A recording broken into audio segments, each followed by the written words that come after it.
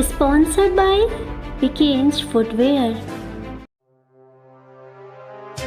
हरिद्वार में स्थित juice country के स्थानीय निवासियों ने बिल्डर के खिलाफ मोर्चा खोल दिया है और अपनी मांगों को लेकर जूस कंट्री के गेट के सामने धरने पर बैठ गए हैं।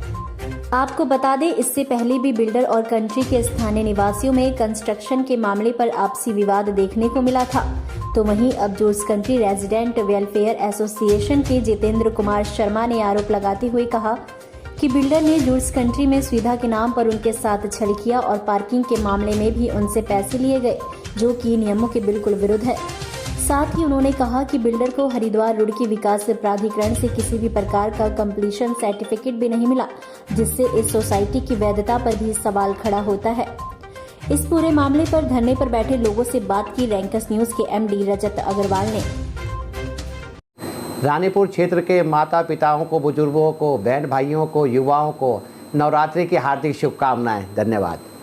शहर की सबसे पोश कॉलोनी कहे जाने वाली जूस कंट्री एक बार फिर से विवादों में घिर गई है। मैं आपको बता दूं, यहाँ के जो स्थानीय जो निवासी हैं इस कॉलोनी के, उनका आरोप है कुछ उनकी जो समस्याएं हैं उनको लेकर काफ़ी दिनों से यहाँ धरने प्रदर्शन पर यहाँ लोग बैठे हैं। आइए इनसे बात करते हैं, आखिरकार मामला क्या है। हरिद्वार क्षेत्र के समस्त हरिद्वार ग्रामीण की विधानसभा 35 के सभी लोगों को नवरात्रों की शुभकामनाएं। जी, क्या नाम है आपका? जी, मेरा नाम है जितेंद्र कुमार शर्मा। मैं जूस कंट्री सोसाइटी में रहता हूँ। 2011 में मैं यहाँ आया था और बुक मैंने 2010 में किया था ये फ्लैट। तो मैं यहाँ आया था बड़े सुकून का ज़िंदगी जीने के लिए भाई साहब। तो जब आया था तो बिल्डर ने बहुत सारे प्रोमिसेस किए थे, तो वो प्रोमिसेस तो खैर पूरे हुए नहीं। इससे सबसे बड़ा विषय शुरू हुआ कि पार्किंग को लेकर के, पार्किंग से इन्होंने 1 लाख रुपए लिए थे हमसे। तो जब हम आए थे तो ये खाली था, पूरे टावर में मैं अकेला था, 1-2 परिवार और थे 100 फ्लैट के टावर में। तो हमने कहा भाई पार्किंग नॉर्मली जब आप पैसे लेते हो तो नंबर लगा करके पार्किंग अलॉट करते हो। तो उन्होंने कहा अभी तो खाली है जी, अभी तो अंडर कंस्ट्रक्शन है, कोई आदमी नहीं है, लगाओ बाद में हो जाएगा सारा काम। हमने मान लिया जी। थोड़े दिनों बाद लोग आने लगे, रहने लगे, स्वाभाविक सी बात है। जब जनसंख्या बढ़ी तो पार्किंग को लेकर इशू होने लगा।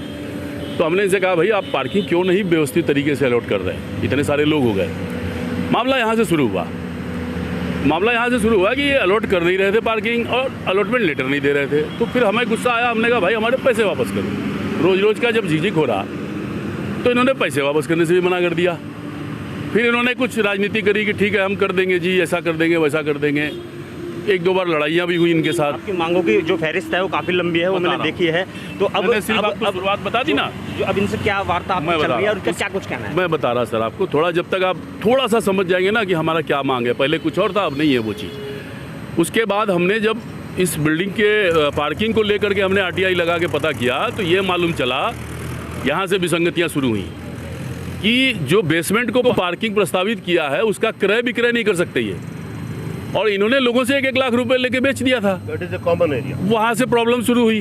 तब हमने इनसे फिर पैसे मांगे, फिर नहीं माने ये। हमने और RTI लगाई, तब पता चला कि ये बिल्डिंग का किसी प्रकार का कोई सर्टिफिकेशन ही नहीं है। ये RTI लगा के पता चला हमें। जो सबसे ज़्यादा सीरियस चीज़ है, छोड़ दीजिए तालाब दुनिया जहान, वो तो बात की बात है। आज की डेट में प्रॉब्लम ये है कि न तो इसका कोई अप्रूव्ड मैप दिखाई दे रहा, जो कि किसी भी कंस्ट्रक्शन का एज पर बिल्डिंग लॉ होना चाहिए, न इसको किसी प्रकार का कंप्लीशन सर्टिफिकेट है इस सोसाइटी को।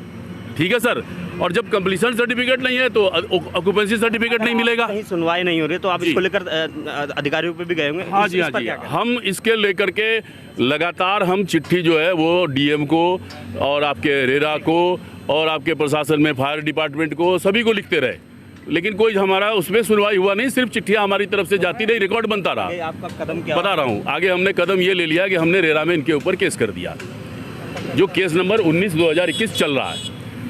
ये अभी 1 तारीख लग चुकी है, दूसरी तारीख अभी लगी है, 12/11 को डेट है, क्योंकि बिल्डिंग के लिए लड़ाई के लिए रेरा बनी हुई है। तो हमने वो रेरा में इनके ऊपर केस कर दिया। केस कर दिया, लेकिन हमारा प्रॉब्लम अब ये यहाँ पर ये आता है कि रेरा में तो अपनी जगह चलेगा और फैसला भी आएगा। समस्या यहाँ पर यह है कि एज पर रूल जो है, जब तक कंप्लीशन सर्टिफिकेट नहीं मिलता है तब तक कोई भी डेवलपमेंट अथॉरिटी अलाउ नहीं करती है सोसाइटी में किसी को रहने के लिए उस घर में, क्योंकि वो घर सही है कि नहीं है वो कैसे सर्टिफाई होगा।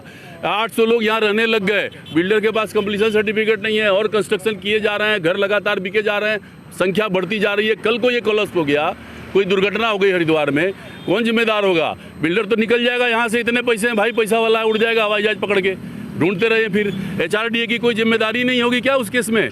क्या उन पे 302, 307 का केस नहीं चलना चाहिए? बैंक की कोई जिम्मेदारी नहीं है जिसने फाइनेंस कर रखा है बिना कागजों को चेक किए हुए कि इसका कोई कंप्लीशन सर्टिफिकेट नहीं है? DM साहब बैठे हैं, उनके नीचे सारा काम हो रहा है, राजा हैं वो तो जिले के। हमारी ये प्रॉब्लम है। हालांकि देखा जाए इस तरह के जो मामले हैं बिल्डर और कंज्यूमर के, कोई नया नहीं है। कैमरा पर्सन विभू के साथ मैं रजत अग्रवाल, रैंकर्स न्यूज़, हरिद्वार। इस रिपोर्ट के प्रायोजक हैं पिकेंज फुटवेयर। आपके कोमल पैरों का रखे ख्याल। अलग प्रकार के सभी डिजाइन्स में मौजूद पिकेंज फुटवेयर।